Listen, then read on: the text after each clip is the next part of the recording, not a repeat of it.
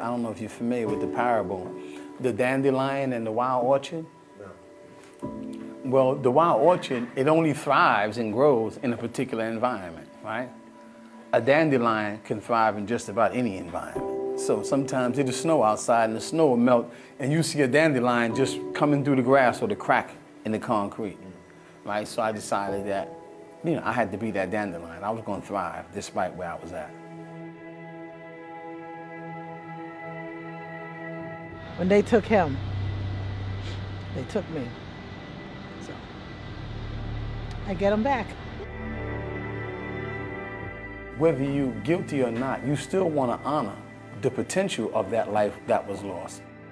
Despite being not guilty, incarceration was always in some way trying to honor the potential of Travis Lilly.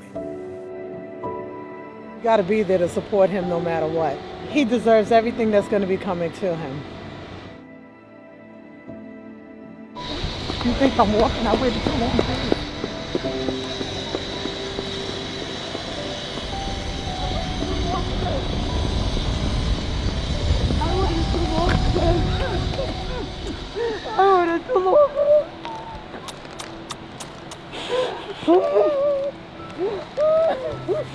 Hugging my sisters and brothers, hugging my mother and seeing my mother is going to be the joy of my life. And seeing them is going to be the joy of my life, right? Mommy! Mommy! He said anytime Bruce called, he hear Mommy! Hi, baby. Yeah, I'm good.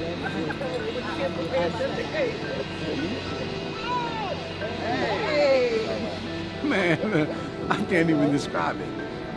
I'm excited. I feel the love and the support, and I'm just free. No cuffs on, I feel free.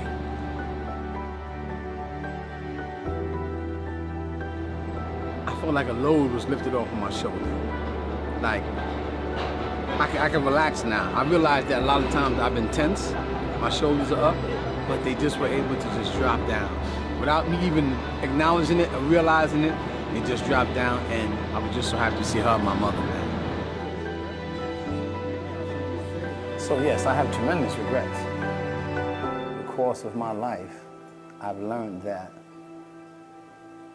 I can have those regrets and still love what I see when I look in the mirror, because I've done the work to become better than I was yesterday. I'm still able to live and do and be better and more than I was before. So I accept my regrets, and I still love what I see when I look in the mirror, and I try to just live each day better and do better, right? Because if you want more, you got to be more.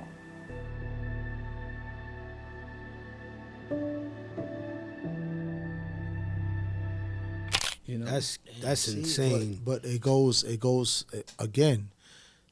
I ain't surprised, but this is insane. It's a testament to these people don't let up, right? The criminal legal system is a monstrosity. It's monstrous, right? And it doesn't let up. So when I used to tell dudes in the penitentiary, and they say, "Man, you got to give it a break," I said, "They ain't giving me no break." Facts. So I ain't gonna never. They ain't never took their foot Bruce, off on that. You know what's crazy, Bruce? Right? Because I really want to break down everything of your conviction, how it was being in the system, and then getting released and all that. You know, a lot of people don't understand. You have Commonwealth states, you have other states.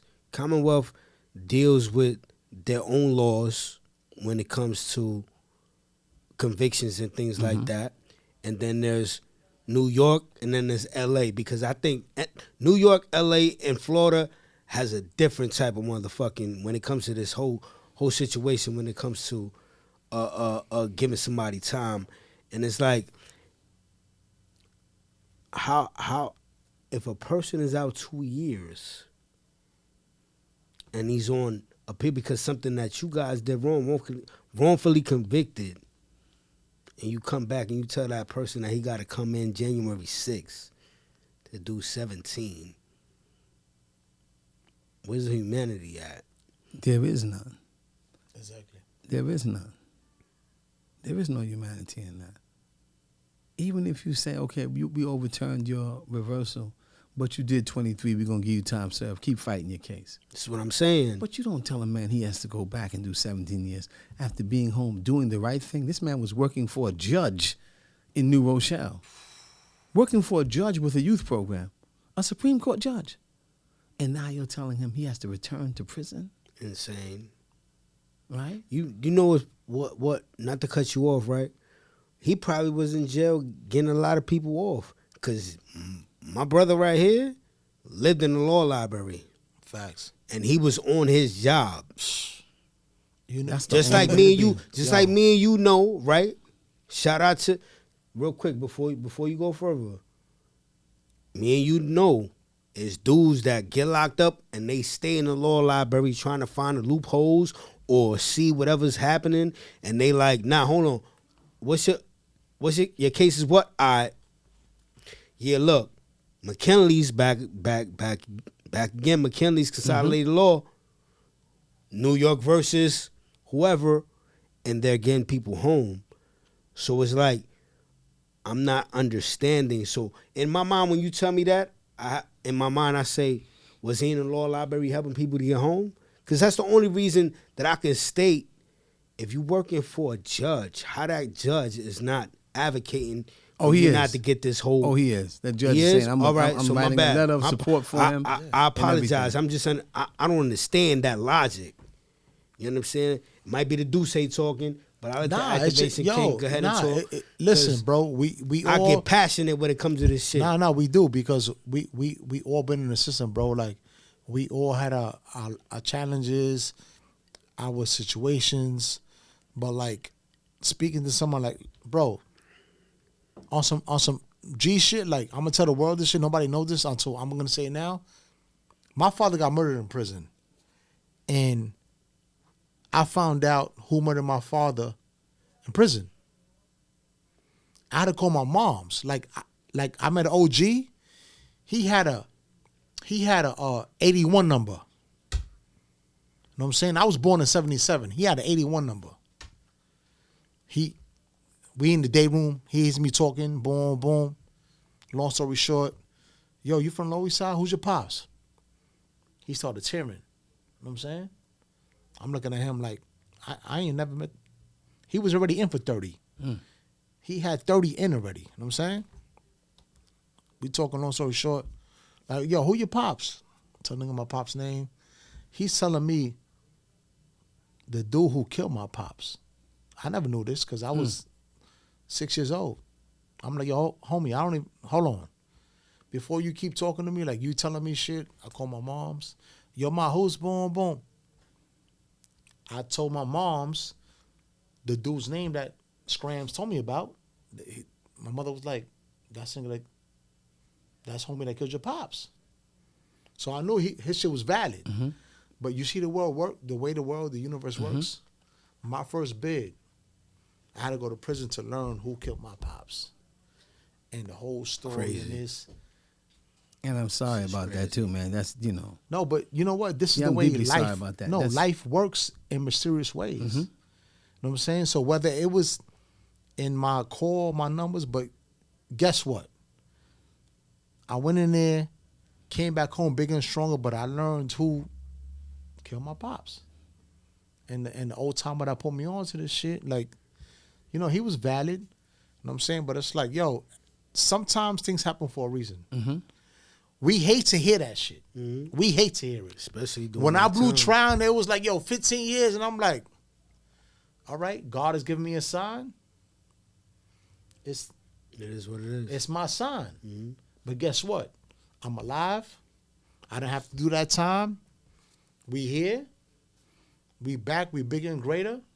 You're here. You know what I'm saying? So, like, sometimes things happen for a reason, bro.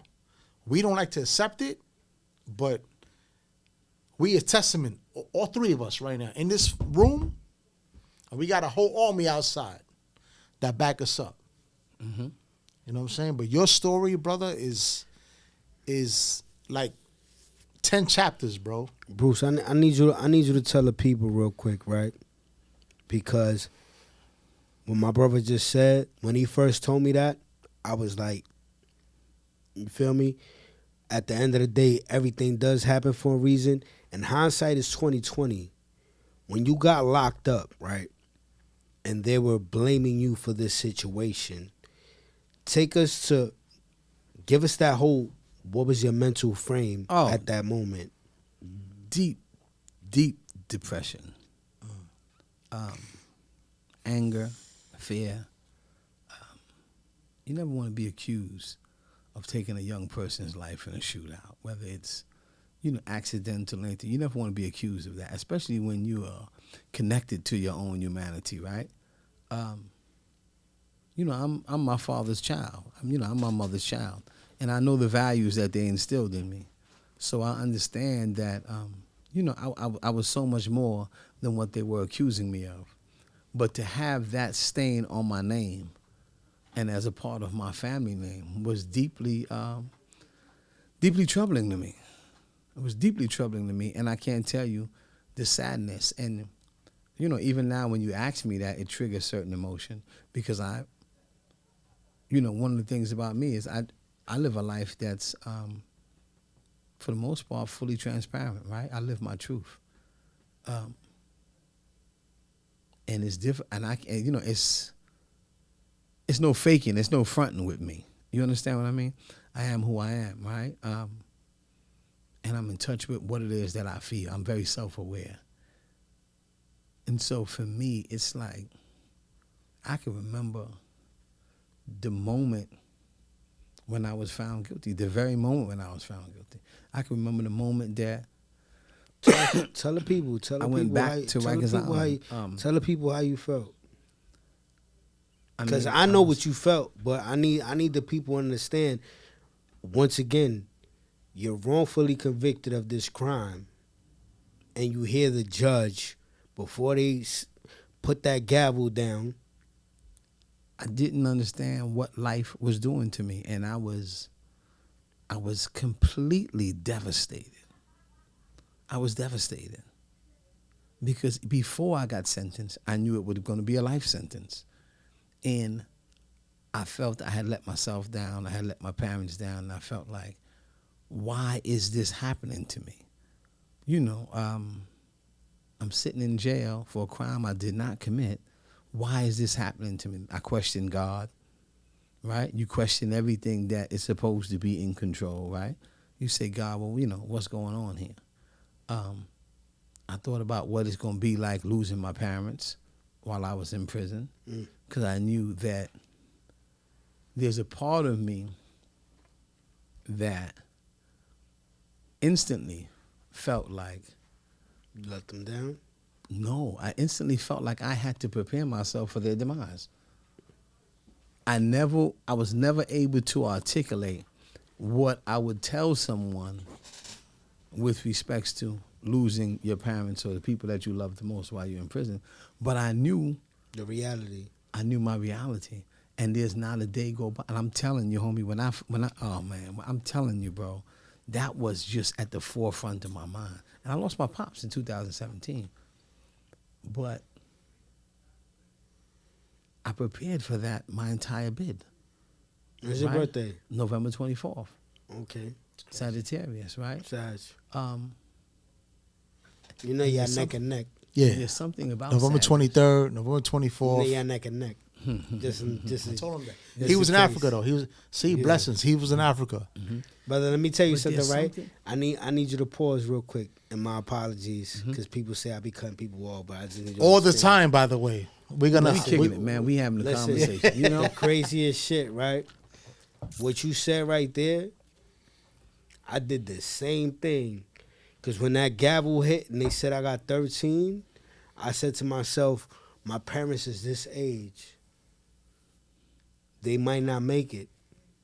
I might be put on that van to pull up to a funeral. You know what I'm saying? Mm-hmm. The only difference between me and you is that God let me be able to get home and I buried my father, but you didn't get that opportunity. You see what I'm saying? So what you just said right there, I felt right here because I understand. Like, people don't understand what it is to see somebody going, yo, where you going? I'm going to a funeral. And for you to be wrongfully convicted, listen, I wasn't wrongfully convicted, so it is what it is. But for you to be able to lose those years, how long was it the last time you seen your dad before you went to the funeral? Or did you go to the funeral? I went to the viewing, to the wake. Okay, yeah. Shackled. Yeah, I already know the whole. Yeah. How long was it? Maybe 8 months, maybe a year. Damn that. When you was convicted to when you seen your pops. Oh, I was convicted in July 1996. Mm-hmm. So that was 11 years. No, my pops would come see me regularly. No. You're not understanding what I'm saying. That was 11 years that you was away from your father. Oh, man. Till when you went to go see him in that casket. No, it was more than that. It was... Okay. That was 7 years ago, 22 years. Okay. I was away from him 22 years before I went to see him in that casket. Damn. And, you know, in prison, it's business as usual. Ain't no time to mourn. I mean, I found out my father died on February 6th. I had class that night. You know, I sat in the classroom for the next month, and sometimes I would be sitting there listening to the professor, and I don't hear nothing they saying. And tears are just coming down my eyes, right? And I'm telling guys, now I got allergies. My allergies are acting up, right? That's what I'm telling guys in class. I got allergies, man. You know, my eyes keep tearing. I mean, like this, that devastated me. You know, it took me a while to even go to my father's gravesite since I've been home. My sister convinced me, yo, Mom's is coming, why don't you come? I said, for what? I'm not talking to nobody. Because I always wanted to remember him as being alive. Right. Yeah. And then I finally went. And it felt good because it made my mom smile, right? And so it felt good. But when I tell you, you know, I cry about my pops today. I'm 55 years old. And I ain't, ain't no shame in that. At all. I cry about my pops today. Listen, brother, I'm gonna tell you right now. You know, I'm so like. Prison takes so much from you. Motherfucker don't understand what that toll, does man. to you, man. Especially like the things that we carry and that we bring with us. Unbelievable, man. Bro, I'm gonna tell you right now, right? The realest shit ever. My father was the realest. And I'm not just saying that because he's my father and I'm on that Duce, right? I sullied my last name doing whatever I did to get me locked up, right? To the point where my cousin told me when they came to see me in Southport, like, yo, you know, your father was crying coming in this joint. And I ain't never seen that man cry. See what I'm saying? Mm-hmm. I'm shedding tears right now. I don't care about that. It's a real rap. You dig what I'm saying, my brother? That's right. So I understand what you're talking about. You feel me? And you was wrongfully convicted, bro. And that shit is whack. 22 years. And the next time you see him is in a casket. Yeah. 29. My pops would come visit me all the time, and every visit, there's not a visit that he came on that he didn't cry before it was time to leave. Sometimes my mother would say, we're going to leave early. I said, why? She said, because he's about to start. Yeah. I don't want him to start. Yeah. My mother didn't cry. You know, She's tough. She cried maybe at home. She's tough, yeah. My father said she's she tough. cried herself to sleep. Yeah. But my father, he break down every visit. Yeah. He break down every visit. You know, it's that's the impact that prison has. That's separation. You know, yeah, my only way of surviving, right, throughout my incarceration and in that moment is to change the way that I looked at things so that things can change the way that they look. You know, Jay-Z says things don't happen to you, they happen for you. Facts. And that's changing the way that you look at things, right? And until it had to come to a point where I stopped saying, why is this happening to me, right? And then I start saying, what is this trying to teach me? And when you live your life and I'm talking about, I didn't just say this one time. These are affirmations I put on my wall. I was just talking to a young person that's incarcerated about writing down their thoughts and reading them, not to themselves, but out loud. Because of the vibratory rates of your voice, right? The vibrations of your voice, you internalize it and going inside your soul. So I would wake up and look in the mirror and say, yo, I love you, man. You're going to make it through this. You don't have a choice. Fact. Yeah, yep. You have got to a do choice. it. You got to do it. Yeah. I would literally talk in the mirror. Sometimes when I knew I had to speak to a group of incarcerated people, and you know, prisoners are the harshest audience, I would practice in the mirror. You know, guys say, oh, you in there talking to yourself. I say, yeah, I'm talking to myself, all right.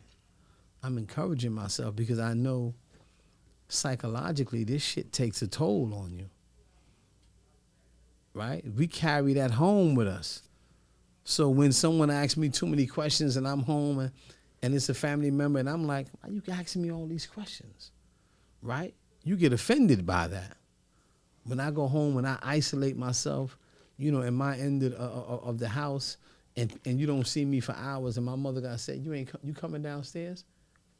That's, you know, we tend to self-isolate, right? I go to the park every Sunday. I go to church every Sunday by myself, and then I go for a walk in the park. I don't care how cold it is, because that's a part of me clearing my head.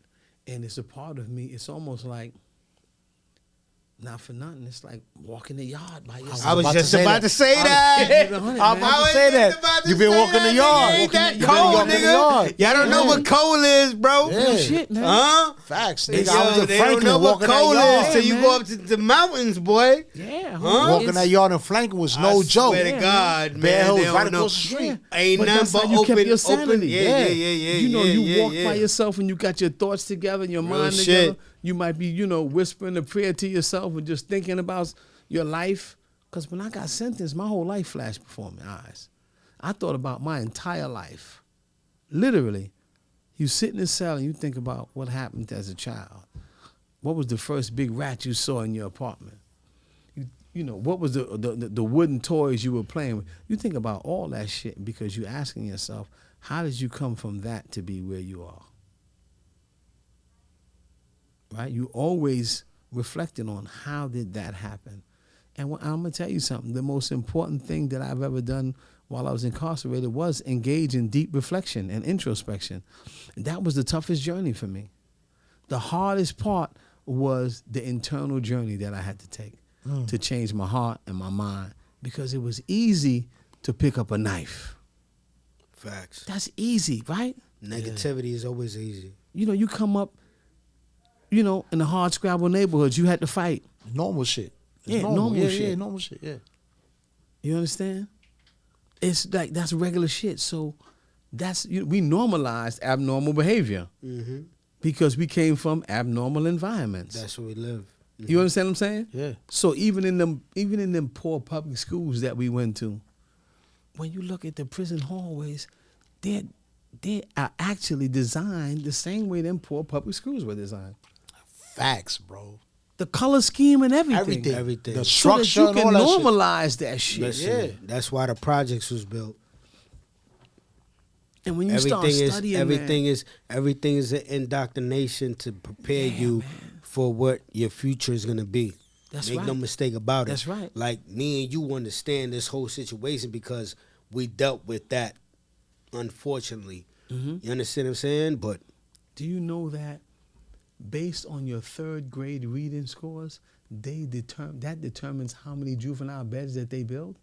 That's crazy. You can Google it. You can look it up. These are facts. Any one of your listeners can look this up and do their research. Read the book, The Other Westmore, the governor of Maryland. You know, you can read the book, Undiagnosed, by Amari Baraka. They tell you these are all autobiographies by guys that have rest in peace, been Amari. caught up, right? Not that Amira. This guy's an Okay, actor. okay, but my he bad. wrote a book called Undiagnosed because he lived with dyslexia his whole life, and it wasn't until he went to prison and for a body in Louisiana, and the teacher said, you got a problem reading. Mm. See, they don't care nothing about us where we come from. You know, just like it took me 20-something years to learn that almost 50% of people in prison are living with dyslexia. Facts. So when you see how many motherfuckers you know sitting in GED classes for 20 years, and you saying, what the fuck is he doing? He's still in GED? Facts. He was there in 2010. Yeah. You know what's crazy? I have a story that I tell everybody like all the time. Like when I got locked up, niggas like drenched all in prison. Like it was like niggas didn't believe it. Nobody believed it. Like Dren in prison never meshed. Mm-hmm. But again, shit happens for a reason, brother. Like it happens. So when I went up, you know, you go through fucking Ulster, and then Ulster they send you to where you're gonna go. Boom, boom. Long story short, I'm in Franklin, right? Mind you, I just came off tour. I'm on $1 million tour buses.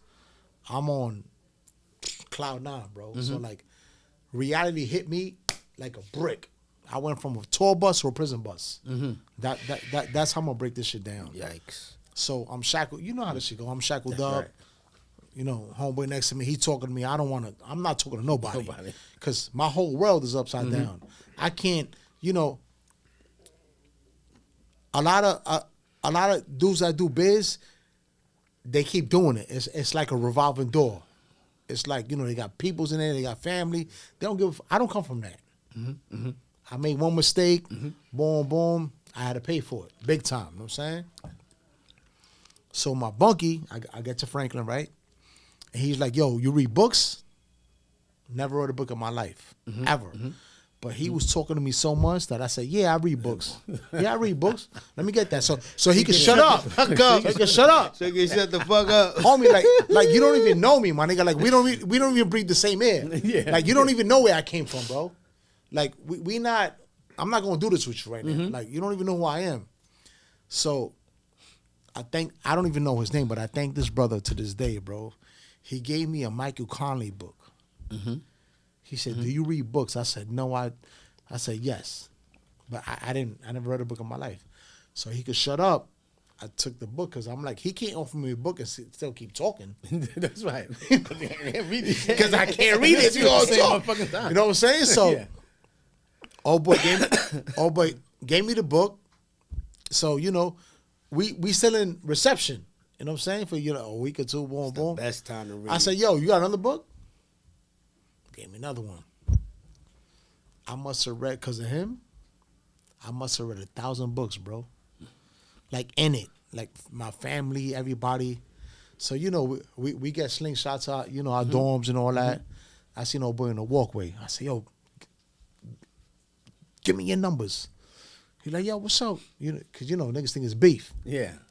If it's beef, I'm not going to ask for your numbers, bro. I'm going to get them. You know what I'm saying? You know, I sent the packages and all that. He was like, see me again. He was like, yo, why you did that, bro? I said, you know why, bro? You changed my life, bro. Because of you, I read books. He ain't know, nigga, you talk too much. Yeah, that's right. You was fucking my whole flow up. I'm not a jail dude. I'm not built for this shit. I can tell right. you know the That's ins right. and outs. You know everything about this. This shit. You know everything, nigga. You know when the mail comes, you know this, slot time, all that. But I said, bro, you opened my mind up to a whole. That's because they always say the truth is in the books. Nobody reads the books. That's right. No one reads books. The truth is right there. You just gotta pick it up and read it. So, because of him, I did that. Then I hit the law library. You know what I'm saying? So, like, I say that to say, like, some things are a blessing. That's right. Whether you want to believe it or not, and it's too harsh, we can't dictate what's too harsh for us. We just can't. Facts. We know what we did. We shake and bake. We move. We got away with certain things. But when it comes time for that, when I went to trial. I didn't cop out. I went to trial. I went all the way. In Manhattan. So you know Manhattan, they smoke you. That's right. They smoke you. So I'm like, Whole lot. I'm going to trial. Hung jury. Oh, yeah? We're going to do it again? Yeah, we're going to do it again. Hung jury. You know me. Again, we in Manhattan. What's a hung jury? Tell the people what's a hung jury. A hung jury is when you go to trial, in order to get convicted in New York or the world, there's 12 jurors. All 12 jurors have to say either guilty or not, all 12. If one of them says not guilty, that's called the hung jury.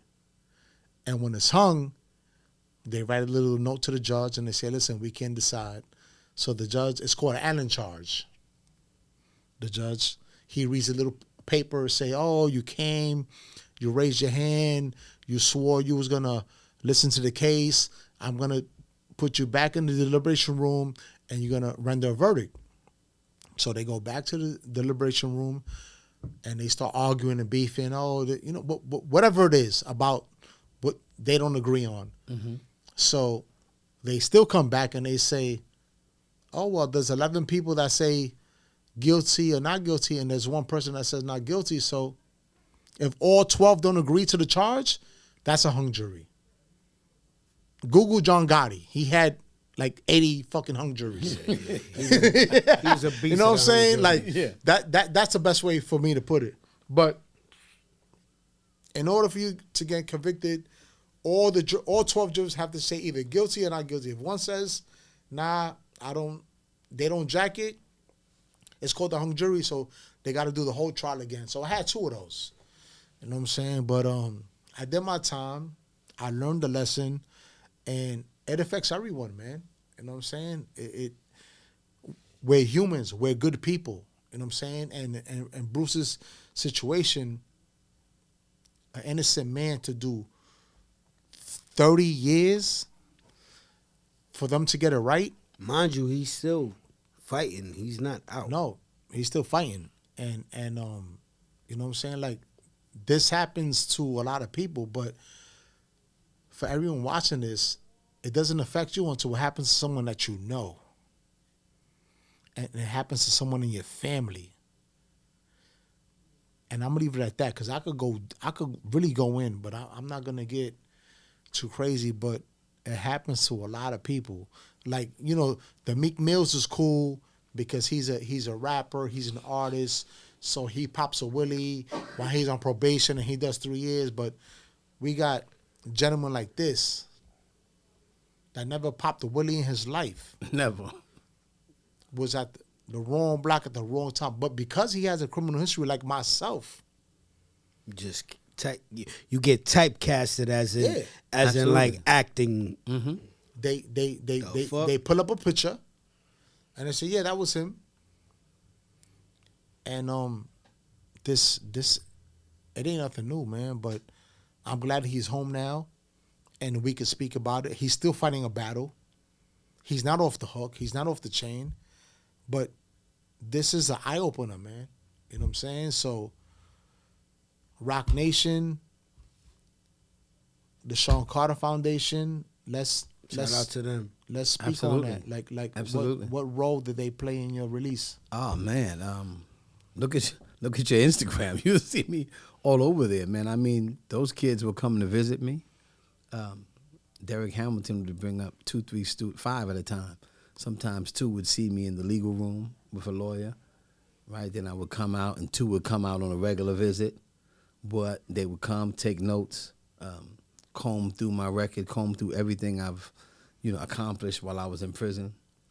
And there was one point where they said, we want to go see him and get everything from him, right? Because we have some questions that only he can answer.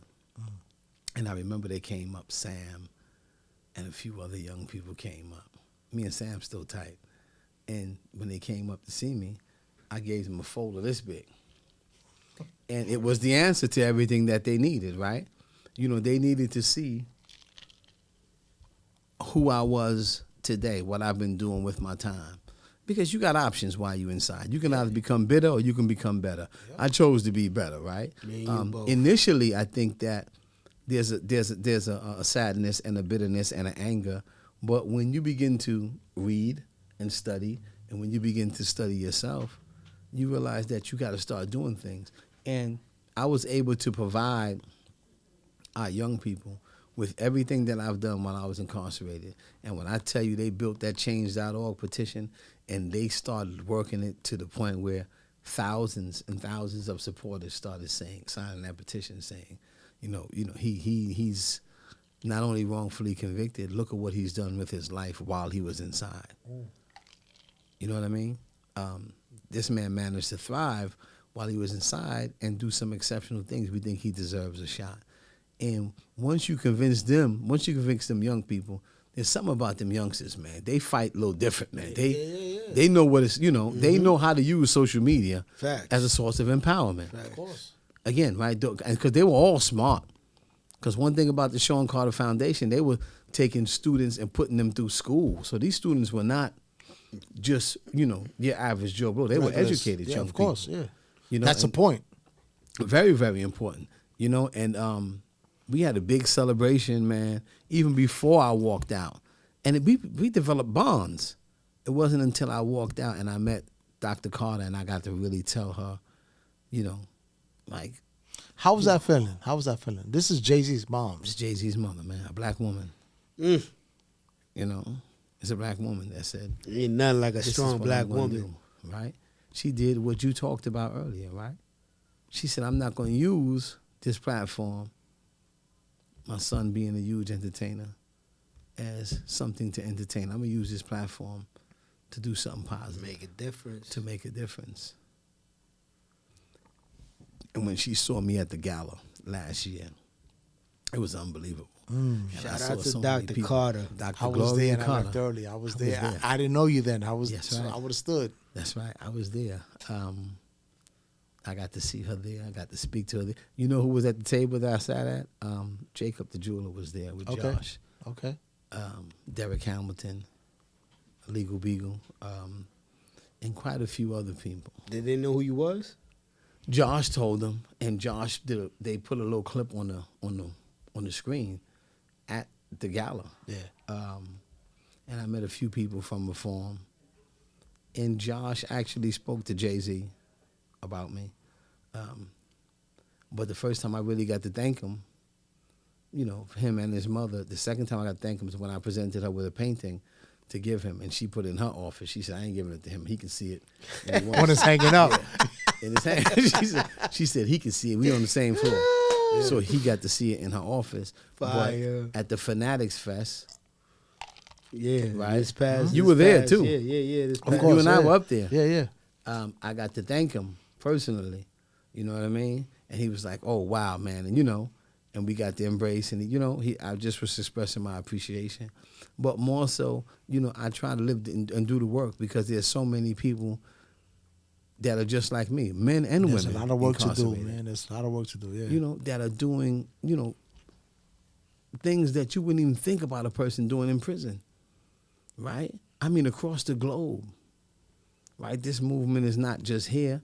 I can't wait to tell her that I was able to go to Africa and speak in prisons in Africa, in Kenya and Uganda, and speak to men that are on the condemned unit. The condemned unit in Uganda and Kenya are men and women that are sentenced to death. It's done. To death by hanging. Damn. Right? They're called the condemned. And I had the opportunity to go in there and speak to them and hopefully give them some inspiration and some hope, because I believe that wherever there's life, there's hope. I don't care what the judge say. That's a man just like us. Yep. There's something greater at work, right? Mm-hmm.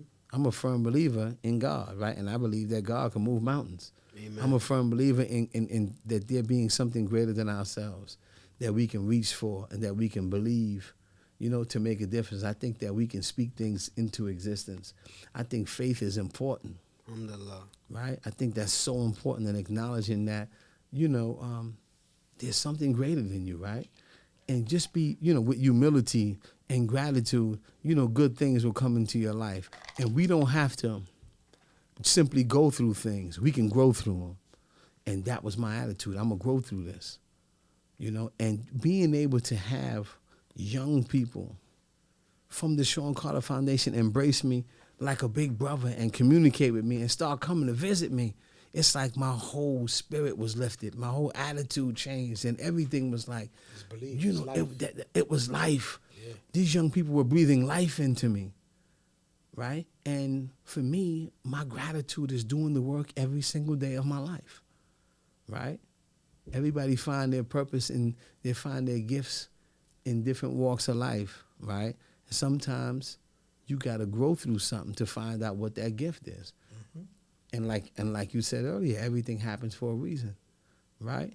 Like Jay said, right? Things don't happen to you, they happen for you, right? It's just that little bit, that small change.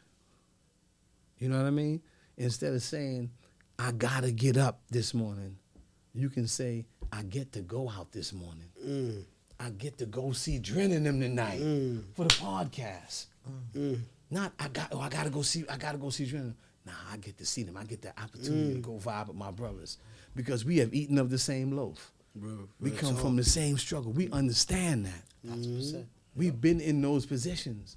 So it's just, sometimes it's not changing the word, it's just changing a letter. That's it. And it can shift that entire mindset. That brown tray we used to eat out of. That brown tray we used to eat out of. You know what I mean? Homie, I had the opportunity to spend Christmas with my mother yesterday. All day. Alhamdulillah. You know, my brothers, my sisters, they came up, you know, exchanging gifts and stuff. And we spoke, right? We spoke. That's right. We spoke on Christmas. You like, yo, I'm going. No, I said, no, that's Christmas. The day after. That's we right. Spoke. That's right. That's real right. nigga shit. You know what That's I'm saying? real nigga shit, Yeah, man. bro. Real shit, man. Listen, bro. So this is a blessing, man. Meanwhile, I'm talking to guys with 50, 60, 75 years. Yo, can you get Football a lawyer to help numbers. me? People don't understand that, man. And sometimes, not for nothing, I keep it 100 with you. You know, a lot of my friends, you know, a lot of people say, oh, you don't meet friends in jail. Same way you sent that guy a package because you considered him a friend because he opened up your worldview by, you know, opening you up to books, right? I left friends back there. I got friends locked up. Bro, you wanna know some crazy shit, Bruce? Me and him met in prison. I didn't care what he was before. First of all, I didn't know. Second of all, when I knew, he could tell you, I didn't care about that. Because who he was as a person, like, he's family to me. His mother is my mother. You understand what I'm saying? That's right. It's people in prison that I hold dear to me than people that I knew since I was in elementary. That's right. I call them my 180 niggas. Just in case y'all don't know what 180 is that's what we use to cook our food. Or what's 190? 190. 190. That's the hot water for that tea. Yeah. That crackhead That soup. hot water that we needed to cook our food, it was 190. So we used to put it in the garbage bag to cook our food in. So I called them my 190 niggas. I don't do day ones like y'all do day ones. I do 190 niggas. Because at the end of the day, the struggles that we did, because he was a chef, just like I was a chef. Yo, what you got? And we chef and we break bread up north. You see what I'm saying? And that's the realest shit ever to me. So I can totally identify with you saying people that we left behind, because we did leave people behind that's never gonna come home. Yeah, man. You know what I'm saying? It's unfortunate, but at the same time, we still there. You see what I'm saying? And you know, and society would say, well, how can you say these are good guys? Because people are more than the worst thing that they've ever done, right? So a guy might have a homicide, a guy might have 75 years, and you say, how can you fight for somebody like that? Right? How long is enough enough? When is enough enough? Is this really a Christian society that believes in redemption? If you believe in redemption, then you believe that incarcerated people have redeeming value. People have value, man. I met some guys that I love in the penitentiary still. They call me all the time. Real and I shit. got friends that I know from the street that are still in the penitentiary, whom I love. And there are some nights, some days I sit around like I walk in the park and I might cry on the phone with one of them. Real talk. I got a homie I met. I took a newspaper article out while I was in prison on a kid named Keith Lamar, who's on death row for 5 jail bodies in Ohio. Right? I kept this newspaper article and said, if I ever get a chance, I want to help this guy. I think this guy is really innocent.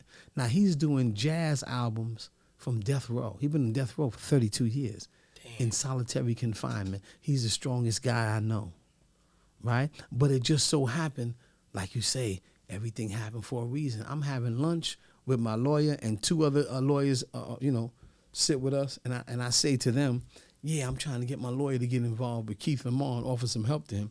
And one of the lawyers say, Keith Lamar from Ohio? I said, yeah, man. He said, I'm going to visit him tomorrow. That's a friend of mine. I said, give him my number. To this day, Keith called me now. I'm trying to go visit him 2025. He called me now. We done got tight. And this guy, when you hear the beauty in his voice, when you hear his poetry, when you hear him speak, you say, hold on, man. There's beauty in this, right? Enough is enough. There's beauty in our people that's locked down, man. And we think that, society judges them and says they're throwaways. They should never see the streets again. But they have redeeming value, right? Many of them are innocent.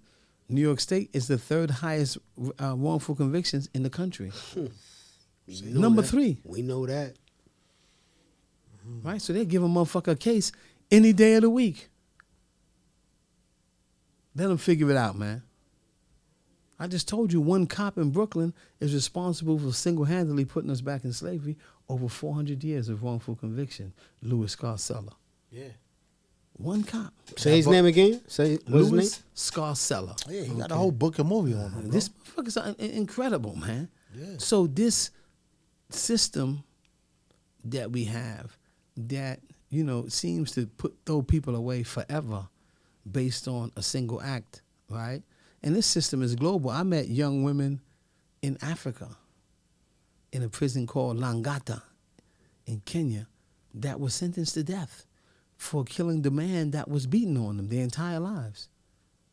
So they've been traumatized and they're victims of domestic violence, and they tend, there comes a time when they decide to retaliate and they kill the boyfriend or the husband and they're sentenced to death. Right? This system, man, is draconian, and it has deep, deep flaws in it that if we collectively don't address it, the cycle will continue. Yeah, The cycle will continue. That's what I'm saying. We got a voice. I got caught up in that shit when I was a teenager. I don't even want to mention his name, but he wrote a book to another cop. He got drugged down, like, you know what I'm saying? Like, but my shit wasn't like your shit. Like, you know what I'm saying? Like, these. 1 second, bro. Bruce, you know what he made me do, Bruce? What's that? You know how, well, you probably don't know because you just been home a short time. So they send out jury duty slips, right? I do just like this. Right? Because of him, if they would send me a slip right now, you know what I'm doing? I'm opening it up. Available. You know why? Because if I'm able to be that one person to make a difference in that jury, to get this person like you on some wrongfully convicted shit, I'm gonna be like, make it make sense to me. That's right. That's right. See what I'm saying, bro? That's right. And that's because of him. Any other time, I'd be like, but it makes sense when he broke it down to me why. Yeah, in his story. I broke that shit down. Bro. You understand what I'm saying? But we leave that for you people to look at our interview and understand why he says what he says. But yeah, and bro. Even when you talk about how you use your platform, right? I think about some of the young people who are on social media flashing guns, money, talking about criminal activity. It's insane. It's wild. It is insanity. It's wild. Man. But they don't get it yet because right? They ain't been through what we've been through. They ain't been through what we've been through. But when they see your messages, they hopefully they take something from it, right? You got to use that as a source of empowerment, not entertainment, man. Bruce, we only here to touch one person. If I could touch one person, if he could touch one person, we did our job. Because at the end of the day, negativity sells. We don't sell negativity. We don't do clickbait over here. We don't do all that type of drama and shit like that. And we cool with that. Because at the end of the day, we want to give people that can look at you and identify with your life and your story to be able to be like, if he went through it, I know I can go through it. And I'm gonna learn from his struggles. That's right. We want them to learn from our experiences, man. Learn from our experiences because you ain't got to repeat the shit that we went through. Exactly. Right? You ain't got to do 29 years, 13 years, 10. You ain't got to do that type of time. You ain't got to do that type of time. You can say, hold on, man, I'm learning from these guys right here, man. I'm taking another route. And then don't get on social media talking about what you've done, man, or what you're going to do. That ain't cool, man, because you're telling on yourself, man. Then the crazy shit telling on the yourself. crazy shit they gonna be like, yo, niggas is telling on me. Yeah, you look in the mirror, you're gonna find the rat right there. Yeah. Fact though. That's it. Look in the mirror, you're gonna find the rat right there. Yo, that's a fact, bro. Super fact, bro.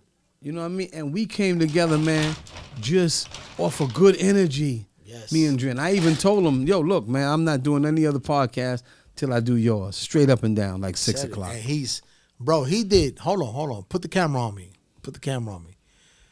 Big shit. It's not too many niggas that did our pod. He's been on Joe Rogan, the biggest podcast in America. The biggest podcast. And I'm not a hater. Listen, Joe Rogan is Joe Rogan, bro. You can't hate on it. You can't filter that shit down. Joe Rogan is Joe Rogan. My brother Bruce did the Joe Rogan podcast, and he came straight to the Duce Lounge after that. I ain't got nothing to say. I want to piggyback off what my brother said, right? The fact that Bruce did Joe Rogan's podcast, I need you to understand, right? Because we about to do a part 2 to this, right?